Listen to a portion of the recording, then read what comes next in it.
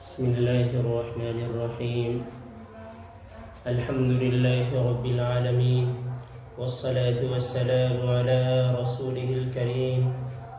أما بعد، فأعوذ بالله من الشيطان الرجيم. بسم الله الرحمن الرحيم. إنا أعطيناك الكوثر فصل لربك وانحر إن شانئك هو الأبتر. صدق الله العظيم.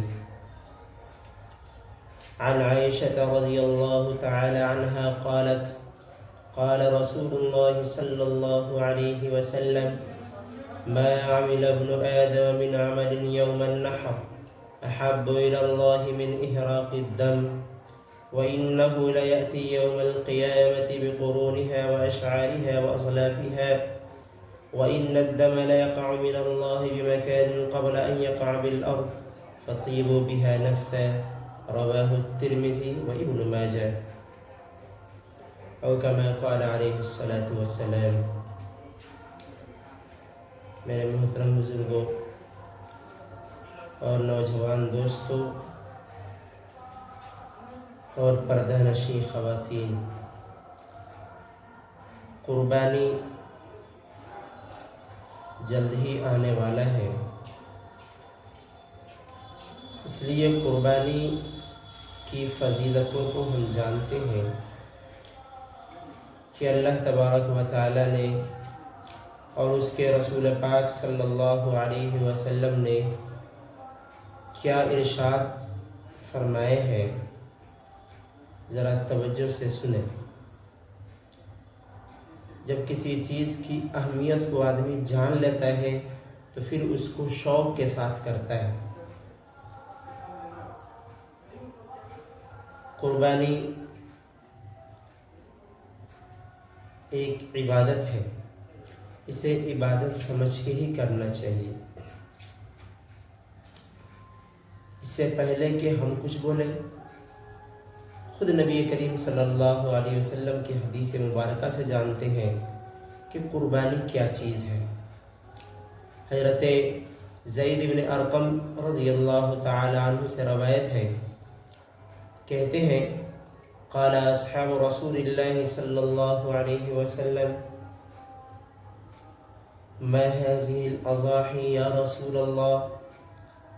صحابہ کرام نے نبی کریم صلی اللہ علیہ وسلم سے پوچھا کہ یا رسول اللہ، یہ قربانی کیا ہے، قربانی کی حقیقت کیا ہے؟ تو نبی کریم صلی اللہ علیہ وسلم نے جواباً عرض کیا: سنت ابیکم ابراہیم علیہ السلام، کہ قربانی تمہارے باپ حضرت ابراہیم علیہ السلام کی سنت ہے. صحابہ کرام پھر پوچھ اٹھے: فما لنا فیہا یا رسول اللہ، کہ ٹھیک ہے لیکن قربانی کرنے سے ہمیں کیا ملے گا، ہمارے لیے قربانی کرنے سے کچھ ہے؟ تو اللہ کے نبی نے ارشاد فرمایا: بِكُلِّ شَعْرَةٍ حَسَنَةٌ، کہ ہاں، جو جانور تم قربانی کرو گے اس کے ہر بال کے بدلے ایک نیکی اللہ تمہیں عطا فرمائے گا. چونکہ صرف بال والے جانور نہیں، دمبا، بھیڑ، مینڈا، اس قسم کے جانور بھی تھے جس کے بدن پہ بال نہیں بلکہ اون ہوا کرتے ہیں. تو صحابہ کرام تو پوچھ اٹھے کہ فصف یا رسول اللہ، کہ بال کے بدلے تو ایک نیکی ملے گی، ٹھیک ہے، لیکن ایسا جانور جس کے اوپر اون ہے، اس جانور کے قربانی کرنے میں کیا ہے؟ اللہ کے نبی نے فرمایا: بِكُلِّ شَعْرَةٍ مِّنَ الصُّوفِ حَسَنَةٌ، کہ اس اون والے جانور کے اون کے بال کے بدلے بھی ایک نیکی اللہ تمہیں عطا فرمائے گا. یہ اس روایت کو امام ترمذی نے نقل کیا ہے. اس حدیث مبارکہ سے ہمیں یہ معلوم ہوتا ہے کہ قربانی کرنے سے اللہ ہمیں نیکیاں عطا فرمائے گا، سنت کی بھی پیروی ہو جائے گی، اور اللہ تبارک و تعالی ہمیں اس کے ہر ایک بال کے بدلے ایک نیکی عطا فرمائے گا. اب اس کے بال کو کون گن سکتا ہے کہ کتنے بال ہیں؟ مطلب یہ ہے کہ اللہ تبارک و تعالی بے شمار، بے حد و بے انتہا نیکیوں سے ہمیں نوازے گا. اور اللہ کے نبی صلی اللہ علیہ وسلم کے ارشادات میں جو حدیث میں نے پڑھی ام عائشہ رضی اللہ تعالیٰ عنہ سے مروی ہے، کہتی ہیں کہ رسول اللہ صلی اللہ علیہ وسلم نے ارشاد فرمایا ما عمل ابن آدم من عمل یوم النحر احب الی اللہ من احراق الدم، کہ قربانی کے دنوں میں اللہ تبارک و تعالیٰ کو سب سے زیادہ پسندیدہ چیز قربانی کرنا ہے۔ قربانی کے دنوں میں قربانی سے بڑھ کر کوئی عمل اللہ تبارک و تعالیٰ کو پسند نہیں ہے۔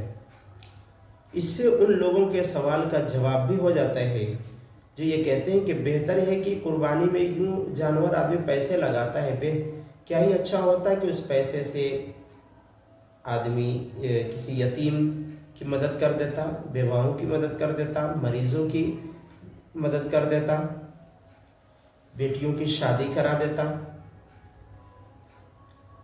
بھائی ہمیں کام وہ کرنے ہیں جو اللہ اور اس کو رسول کو زیادہ پسند ہے، اور اللہ کے رسول فرما رہے ہیں کہ ان دنوں میں یتیموں کی مدد کرنا، غریبوں کی مدد کرنا، مسکینوں کی مدد کرنا، بیواؤں کی مدد کرنا، مریضوں کی عیادت کرنا اللہ تبارک و تعالیٰ کو پسندیدہ اتنا نہیں ہے جتنا کہ ان دنوں میں قربانی کرنا پسند ہے۔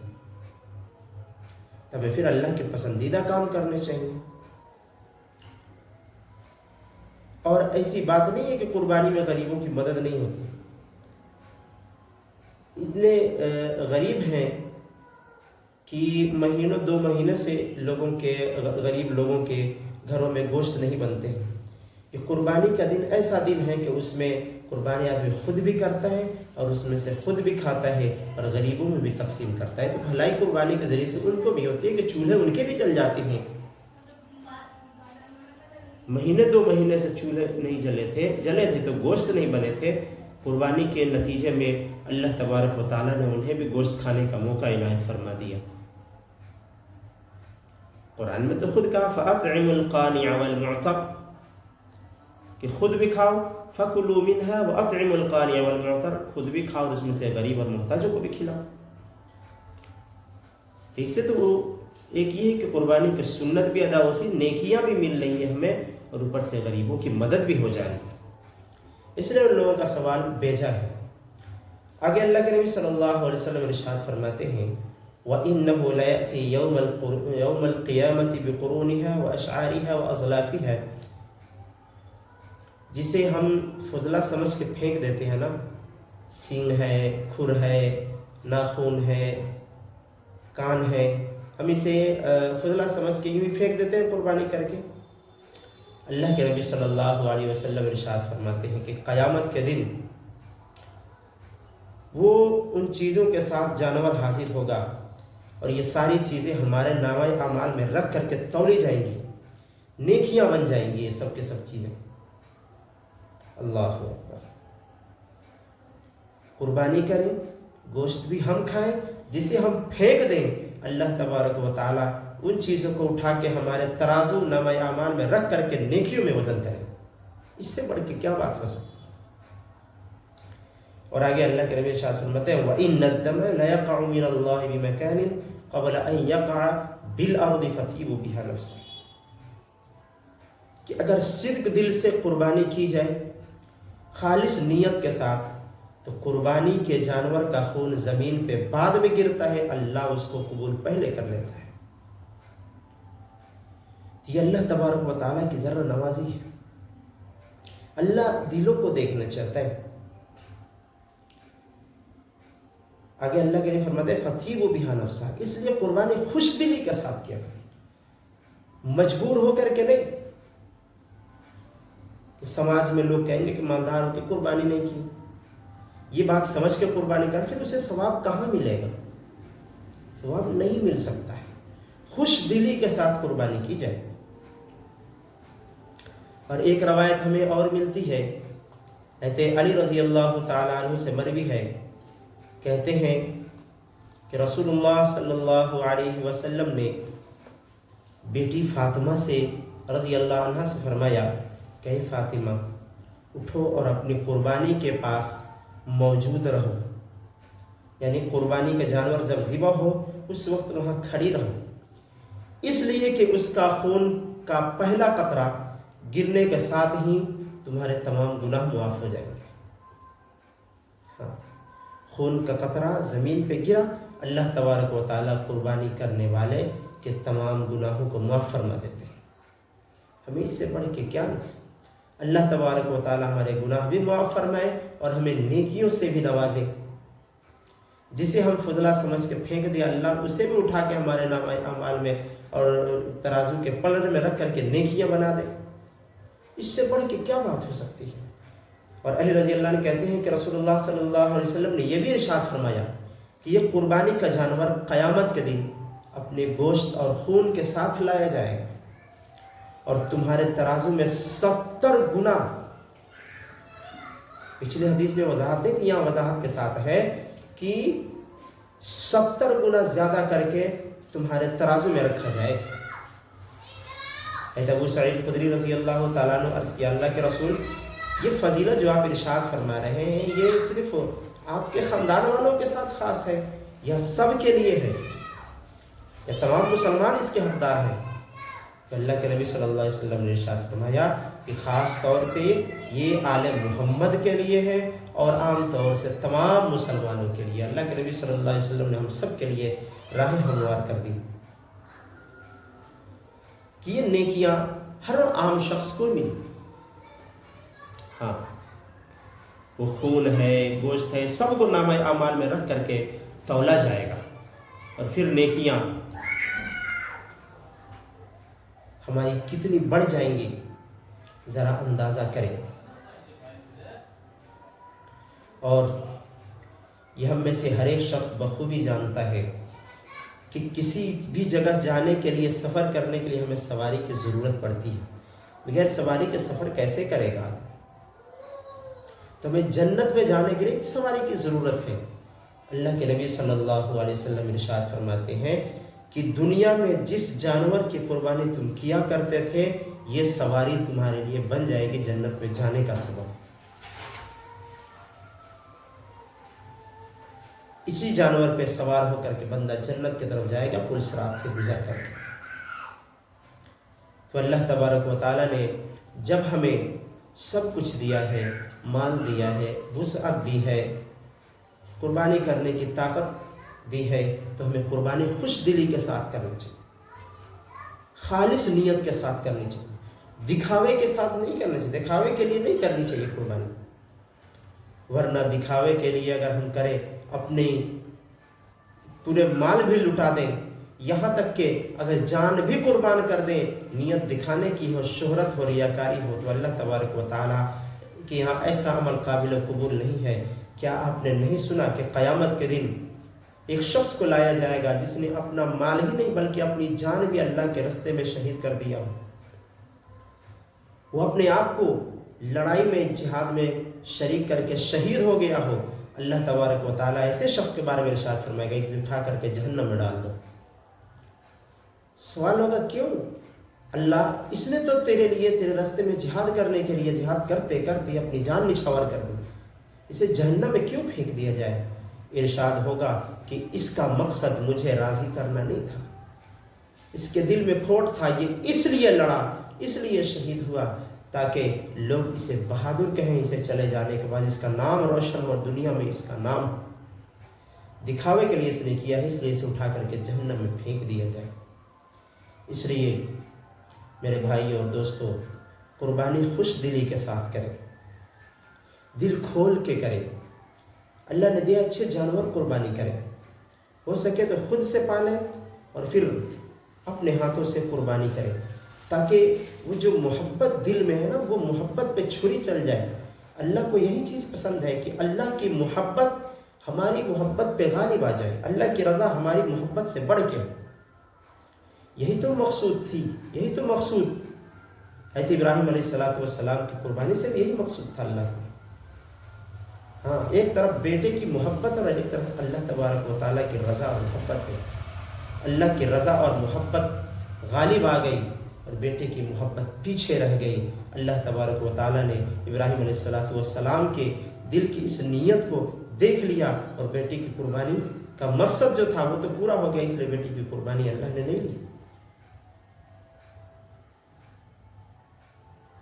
اس لیے میرے بھائی اور دوستوں خوش دلی کے ساتھ کریں، لیکن یہیں پہ یاد رکھیں اللہ نے ہمیں سب کچھ دیا ہے، مال دولت سب کچھ صاحب نصاب ہے، قربانی واجب ہے، پھر بھی قربانی اگر ہم نہیں کرتے ہیں تو اللہ کے نبی صلی اللہ علیہ وسلم کا غصہ دیکھیں کہ کس طرح غصے کا اظہار فرما رہے ہیں کہ اللہ کے نبی صلی اللہ علیہ وسلم نے ارشاد فرمایا من وجد سعة فلم يضحي فلا يقربن مصلانا، کہ جس کے پاس وسعت ہو، طاقت ہو، مال ہو، صاحب نصاب ہو، پھر بھی قربانی نہ کرے وسعت کے باوجود، تو غصے کا اظہار کرتے ہیں اللہ کے نے فرمایا کہ وہ میرے عیدگاہ کے قریب تک نہ جائے، میری عیدگاہ سے وہ دور رہے۔ مقصد یہ نہیں کہ نماز پڑھنا ہے، مقصد اللہ کے نبی صلی اللہ علیہ وسلم کا اپنا غصہ دکھانا ہے کہ اللہ کے نبی ایسے لوگوں سے کیسے غصہ ہوتے ہیں۔ اس لیے ہم قربانی کریں، کھلے دل کے ساتھ کریں۔ نبی کریم صلی اللہ علیہ وسلم مدینہ المنورہ میں جب تک رہے تب تک قربانی کرتے رہے۔ عبداللہ ابن عمر رضی اللہ تعالیٰ عنہ سے روایتیں کہتے ہیں کہ اقام رسول اللہ صلی اللہ علیہ وسلم بالمدینہ 10 سنین یضحی، کہ اللہ کے نبی صلی اللہ علیہ وسلم مدینہ میں 10 سال رہے، ہر سال قربانی کیا کرتے تھے، ہر سال قربانی کیا کرتے تھے۔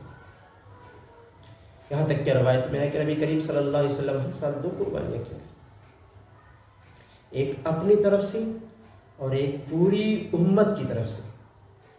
اور یہ وصیت حضرت علی رضی اللہ تعالیٰ عنہ کو کر کے بھی چلے گئے۔ نبی کریم صلی اللہ علیہ وسلم کے جانے کے بعد حضرت حنش رضی اللہ عنہ روایت کرتے ہیں کہ علی رضی اللہ تعالیٰ عنہ کو میں نے دیکھا تو میں نے ان سے کہا کہ آپ 2 جانوروں کی قربانی کر رہے ہیں؟ تو علی رضی اللہ تعالیٰ عنہ نے کہا کہ ہاں، کہ رسول اللہ صلی اللہ علیہ وسلم نے مجھے وصیت کی ہے کہ میں ان کی طرف سے قربانی کروں، اس لیے میں حضور پاک صلی اللہ علیہ وسلم کی طرف سے بھی قربانی ہر سال کرتا ہوں۔ اس طریقے سے قربانی کیا کریں، خوش دلی کے ساتھ کیا کریں۔ پہلے جو صاحب نصاب ہیں جن کے اوپر قربانی واجب ہے، پہلے وہ اپنے نام سے قربانی کریں، پھر اگر اس سے زائد بھی قربانی کرنے کا مقصد ہے تو اپنے اہل و عیال میں سے کسی کے نام سے کریں یا نبی کریم صلی اللہ علیہ وسلم کے نام سے بھی کریں، لیکن پہلے اگر صاحب نصاب ہیں آپ پہ قربانی واجب ہے تو پہلے آپ خود کریں گے۔ انشاءاللہ آپ کے سامنے قربانی کے مسائل بھی ڈیٹیلز کے ساتھ، تفصیل کے ساتھ آئیں گے۔ آپ جڑے رہیں اور ویڈیو کو بھی شیئر کریں، کمنٹ کریں، جو سوال پوچھنا ہے وہ کمنٹ میں آپ پوچھ سکتے ہیں۔ اللہ تبارک و تعالی ہم سب کو قربانی خوش دلی کے ساتھ کرنے کی توفیق عطا فرمائے، آمین۔ وآخر دعوانا ان الحمد للہ رب العالمین۔